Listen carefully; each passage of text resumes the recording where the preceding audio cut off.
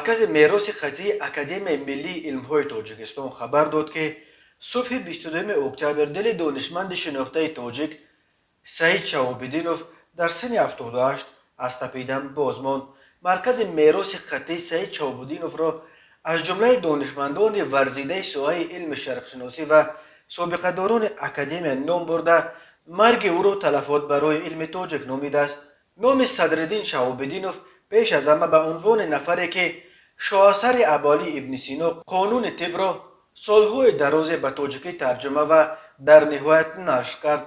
کارمند اکادمی امید پودینایف سعید شهاب‌الدینوف را شیخ اکادمی نامیده نوشته است. استاد ارجمند سعید نورالدین شهاب‌الدینوف شرقشناس، عربشناس، ترجمان و دانشمند علوم اسلامی و از مترجمان بزرگ آثار ابالی ابن سینا بود. سعید نورالدین شهاب‌الدینوف 9 سپتامبر سال 1943 در سابق نویه لنین به جهان آمده. سال 1967 شعبه عربی رشته شرقشناسی دانشگاه دولتی تاجیکستان را ختم کرده است. او بعد ختم دانشگاه 2 سال از سالهای 1967 1969 در مکتب زادگاهش معلمی کرده. سالهای 1969 1972 در اسپرانتوره پژوهشگاه شرقشناسی اکادمی علم‌های تاجیکستان تحصیل کرد.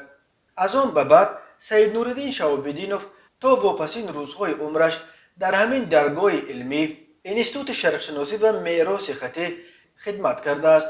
شادروان تمام هنر و استعداد خود را اساساً به ترجمه آثار گرانمایه شیخ الرئیس ابالی ابن سینا نموده در سمت مذکور صورت سزاوار جهانی و احترام و اعتقاد عمومی گردیده است.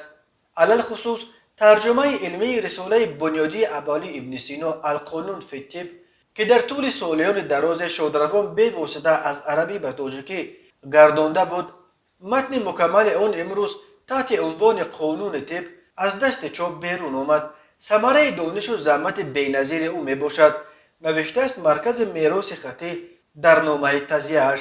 در عموم در نشریه‌های با نفوذ وطنی و خارجی بیش از 60 مقاله علمی و علمی عمومی صدرالدین شهاب‌الدینوف نشر شدند.